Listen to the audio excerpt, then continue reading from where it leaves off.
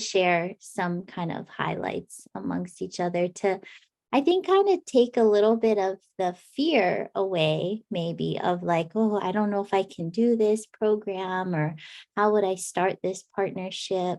So I do think it could be that. And I think it goes back to kind of that relationship building between healthcare providers and food producers and food providers. Okay, thank you. And Jinan, did you want to add anything? Sure. I would say my comment is along the same lines. I was thinking in terms of being able to work with those who are working in a similar capacity. So recently, my research team talked with a former colleague from UC Davis who now works with Unite Us, and they are working in a similar capacity to try to help everyone link together. So it's a question of how can we best engage with them and others who are thinking along these same lines to join forces. Great, thank you. So I'm gonna do a combo question here. So a lot of us in the audience work for the university or some system, but we're also people that live in the community and are consumers as well, right? So the combo question is, how can we, as this community that's here and obviously interested in the food system and has some professional expertise or knowledge or resources, how can we help? And then what can we also do as community members to help with your projects and just to help in general to promote a healthier community? And I know that's another big question. If you want to just take them separately, you can. I'm trying to be efficient.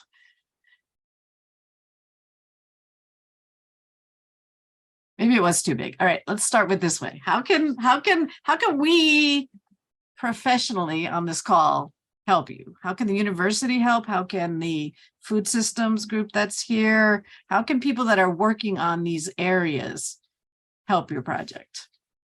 Or it doesn't have to be your specific project. How can they help what you're trying to accomplish, your end goal?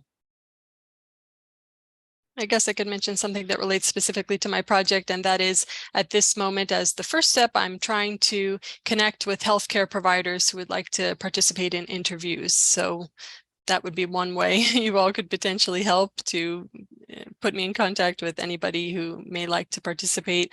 I can give you more detail about that if you can think of those who might be interested in contributing to this type of research. I guess along those lines, just sharing about the program, or if you hear of people who are interested in this type of program or expanding, keep it in mind as an example of something that is happening, and just share something. Yeah.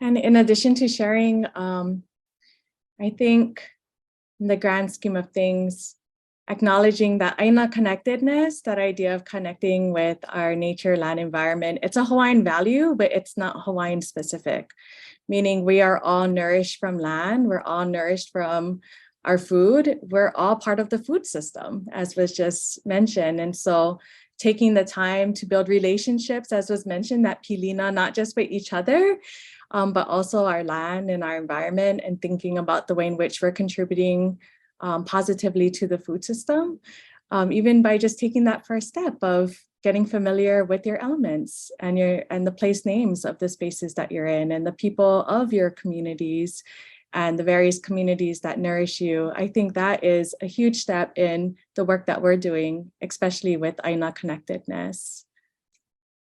Okay, so we did finish a little early with the speakers. One of our speakers was not able to come today.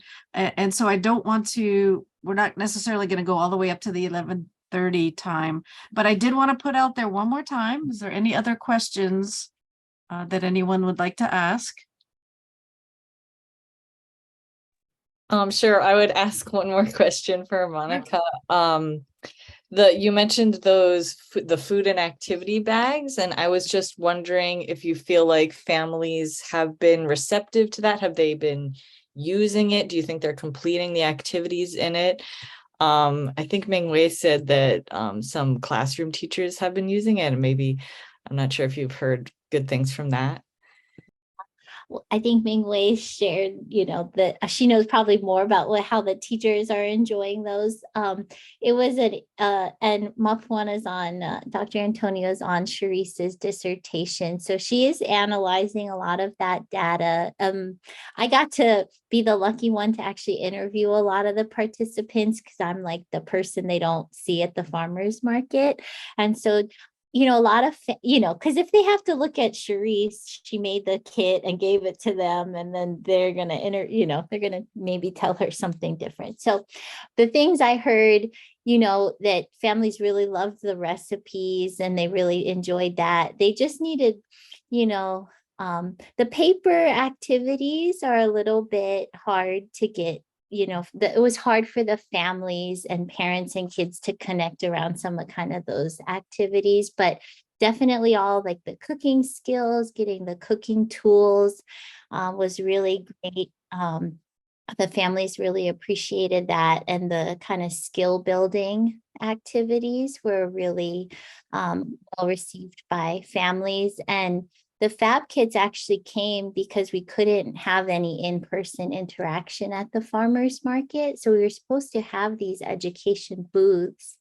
And then with COVID, we weren't allowed to do that. So she really pivoted and really took this on and created these great materials that I think have a lot of uses, not just at home, but in schools and such. So yeah, it's been really, and she's expanding now to different produce items and starting to think about other types of interactive activities to do. Yeah, but pretty good feedback, and some honest feedback, like my kids don't like to play on paper anymore. Any other questions? Okay, I'm going to give all three speakers a minute if you want to leave us with any one thought or statement, and then I'm going to turn it back to Emily for a second with some final logistics. There's a survey she needs to talk about, and any last minute details. So to all three speakers, is there any last statements you'd like to share?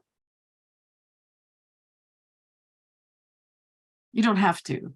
I think I just want to thank everybody again for the opportunity to talk story with you folks today and present on some of our work.